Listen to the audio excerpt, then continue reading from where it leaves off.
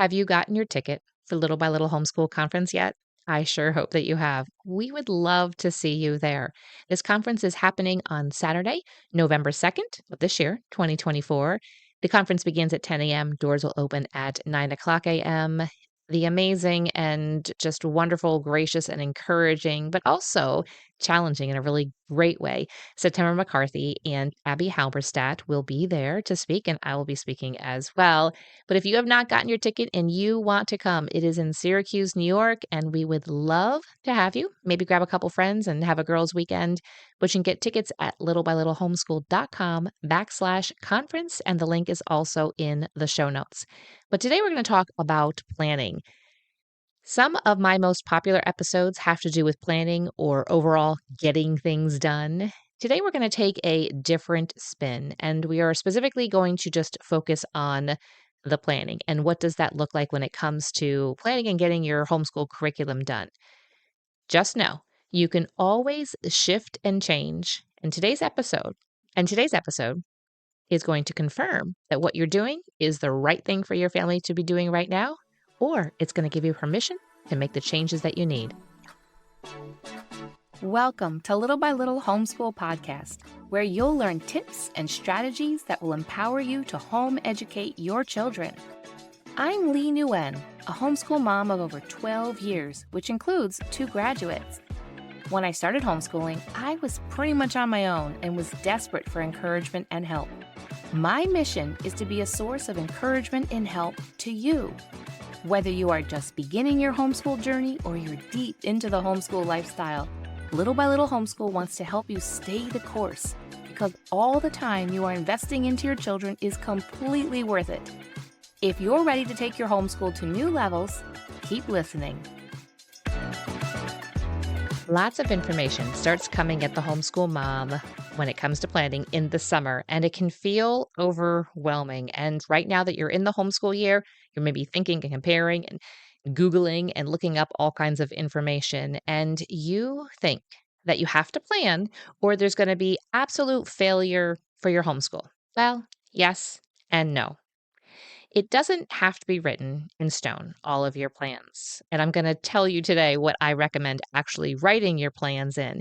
But if you completely don't plan anything, and I'm not saying you have to plan everything to a T, but if you don't have goals for your homeschool, you don't have an idea of what you're doing, then yeah, you might not quite get to where you want to get, but still, that's not a failure. But don't think that if you don't plan things to a T, you don't write it in stone and all of the things that goes along with that kind of saying that it's going to be a failure. It's not going to be. I have tried all kinds of ways of planning, and that was just in my first few weeks of homeschooling many, many years ago. And within that first year, I settled into what works for us, a planning routine that has worked when I had all 3 kids between preschool and elementary school, all the way up through. And even now, it is what works. And we've adjusted and kind of changed a little bit, but it is still what works for us now when I am down to 2 graduated from homeschool and homeschooling just 1 high schooler. So know that you can settle on something pretty early into the game and stick with it. And that those times I will sometimes hear of different ways and I just put my blinders on. I say, no, this is what is working for me. Maybe what is working for you is working, and you're going to put your blinders on after this episode and say, yep, this confirms it. Or maybe you're saying, I don't really think it's working, or I'd like to know some other ways because there might be something that will work better. For me, I'm at the point where I'm like, it ain't broke. We don't need to fix it. Let's just keep doing what we're doing. So I'm going to break this down today into different ways of planning, popular ways. Just know you can cherry pick from different ones and you can create your very own way. But these are just going to be the broad categories that you can mush together. But these are just also the ones that you'll often come across when it comes to reading blog posts or listening to podcasts or watching YouTube videos or reading homeschool books. These are some of the most common ways that people plan their homeschool year. And as always, any of the episodes that are related to this will be in the show notes so that you can listen to this and then you can fill in some other pieces and put the whole puzzle together by listening to the episodes that are suggested down below in the show notes. Let's get into number one. The first way of planning is to look at your homeschool year from a yearly perspective. So maybe a 30,000-foot view, or maybe 30,000 might be your whole homeschool journey. Let's get down, maybe drop it down to like 5,000 feet. Some curriculum and some textbook make this really easy because they will have a scope and sequence. They will tell you what to do on each day of the homeschool year. They might have 180 blocks, 180 squares written out in the beginning of it, or maybe a supplemental resource that goes along with it. And we'll say on day one, you do this. Day two, you do this. Day three, you do this. I have some friends at homeschool, and that's what they use, and it plans out their whole year, and it works really well for them. They don't really steer away from that. They don't want to have to recreate the wheel, and they just follow that, and it works for them. So some curriculum and textbooks and programs will have that all broken down for you. Maybe in your homeschool, you might use some of those because you use some of those resources and that'll break it down for you. But then there's other material that you're using that does not have that broken down. Well, then you got to do it yourself. You got to look at it and you have to think, well, how am I going to accomplish this material during this year? Now, remember, you don't have to accomplish every single thing. There's going to be things that are going to come up. There's going to be sick days. There's going to be some different trails you're going to take, and you're going to have things that are going to come up. That's okay. But when people plan their homeschool from a yearly perspective, they will sit down before the homeschool year, and it's not too late. If you want to do yearly, it's not too late. You can do this at any time. But they'll look at the entire year from day one that they want to homeschool until maybe they want to declare that it is summer break, and they will look at it and say, this is what I want to accomplish during the year. And some of them then will go even deeper. This is what I want to accomplish in September, October, November, December, going through all the months, break it down into the weeks, maybe break it down into the days then. That's what a yearly could look like. You could list maybe just some topics that you want to do each month or each quarter to study, and maybe you don't want to be as in depth and as detailed. Again, this is going to be your personality. It's also going to be your season in life, and it's going to be what's going to work for your family. If you're looking at homeschooling from a yearly perspective, I highly recommend that you find a homeschool planner that you love. And if you can't find a homeschool planner that you love, just get a notebook. Go to the store, just get one of those spiral bound notebooks. It could be college ruled or wide ruled, whatever's going to work for you. But if you don't write things down, you're probably going to forget them. And let's talk about what to write it in, because earlier I said that you don't have to write things in stone. Please write things in pencil. Because if you don't, you're going to wish that you had. You can start off in pen, and I can guarantee you're probably going to switch to pencil because it's life. We can't write everything in pen because things are going to come up and things are going to change. Kids can also maybe have these planners or notebooks when you're looking at. Now, this also sometimes in some families or in some seasons, mom and dad both have to work and they have to be super organized, and a scope and sequence coming from a curriculum or textbook is going to really work because you will then help your children to be independent learners. You'll teach them how to do that. There is a lesson, there is an episode about that as well. And looking then at having everything laid out, and they simply know what to do on Monday, Tuesday, Wednesday, Thursday, and Friday. Now, that type of homeschool isn't what others want for their homeschool to be, and that's okay as well. And maybe some of you are both working parents, and that's how you have to do it in order to be able to accomplish and meet your homeschool goals and meet your homeschool regulations. Don't think that your homeschool is any less. It's not any better either. It's just what is going to work for you guys right now. So kids are probably going to then maybe have some type of planner or notebook when you're looking at it yearly, and they know on Monday, this is what I need to do. This is on Tuesday, this is what I need to do, and they have it all laid out. The second way is to plan out maybe semesters. So think of these in like large blocks of time. So bigger blocks of time than just a month. So think of maybe 2 to 3 months at a time. It's kind of like a college semester. And some of the subjects, math, language arts, you're going to do throughout the entire year.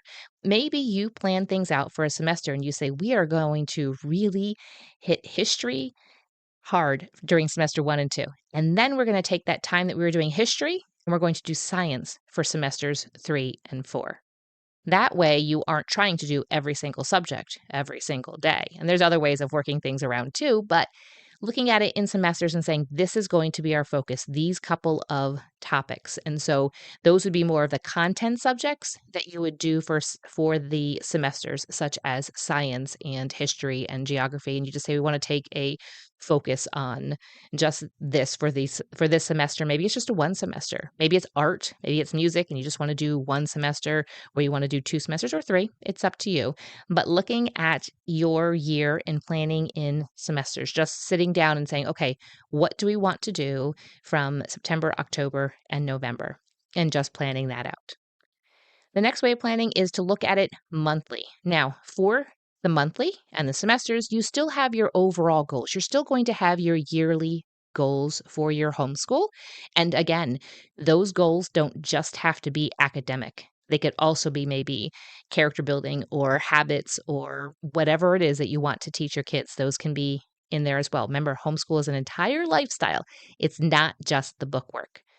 So monthly, you need to still have your overall goals for the year, but you only look month to month. So right now we're in September. Maybe you've already planned September, and in the next week or so, you will then think about October. When it comes to monthly or even semesters, this is a great time to have a list of maybe books and resources that you might need to purchase, or you need to um, reserve, like what's the word? Rent? No, not rent. Reserve from the library so that you have those certain books that you want for maybe a unit study or whatever it is that you're going to be doing. But when you plan monthly, you are just looking month to month. So you can also, when you're doing monthly, it's a good way of being able to consider seasonal activities. And this can also apply to semesters as well, because you might be, okay, September, October, a little bit into November are soccer months. And then maybe you get into basketball, or maybe there are certain church activities or whatever you have going on, knowing that you can then think when you're doing month to month, like, okay, this is a really heavy X, whatever activity it is, some month.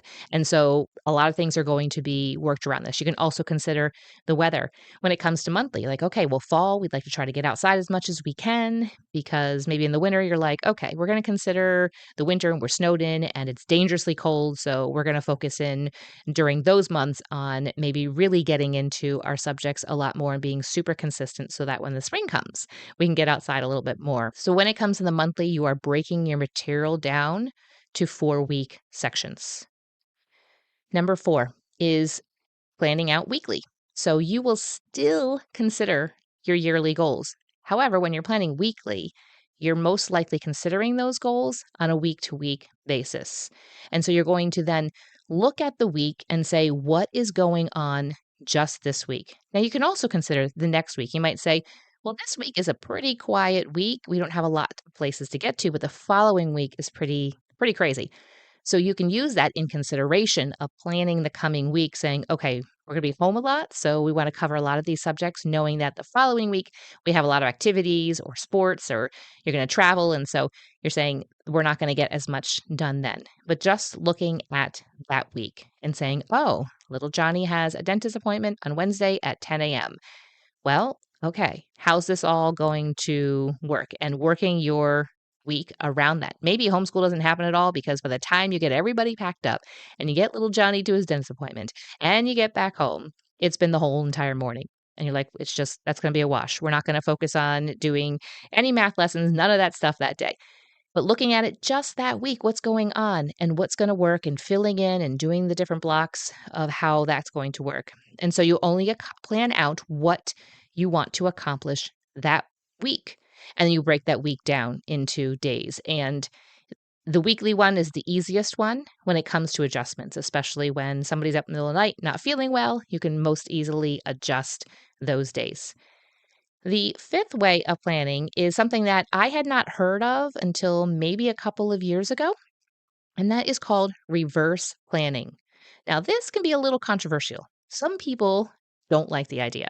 Some people love the idea. Some people don't like the idea and then come around to it and love the idea. It doesn't matter. It just know that sometimes people think it's a little bit of a crazy idea. And some homeschool styles will fit better with the reverse planning than others. So what is reverse planning? Reverse planning is when you say to yourself, what did we do rather than what do I want to do?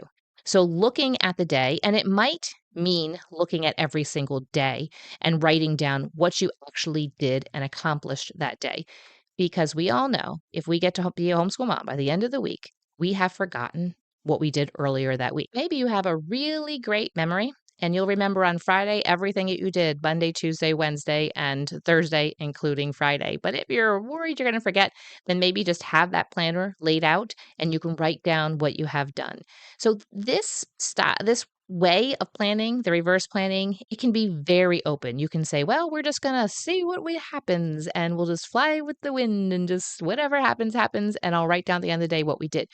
Or you can have your yearly goals and just daily, you're just carrying them out. You just don't want to take maybe the time to write out each week what you want to accomplish each day. You just take the time afterwards to write down what you actually have accomplished. So there you have it. 5 different ways of planning out your homeschool year, and you can mix and match and you can do what will work for you. But I hope this has given you a lot of ideas. Like I mentioned in the beginning of this podcast episode, if you have not gotten your ticket for the conference, I sure hope that you will do that soon. Would love to be able to see you. All the details are in that link, littlebylittlehomeschool.com/conference. You can find out what we're going to be doing that day, all the details, and the link is also in the show notes for you. And then also in the show notes are going to be other episodes that will come alongside this one to help you with your planning of your homeschool. Thank you for listening, friend. I'd love to connect with you more. You can find social media links in the show notes and share this episode with a friend who could use a boost to her homeschool. See you back here real soon.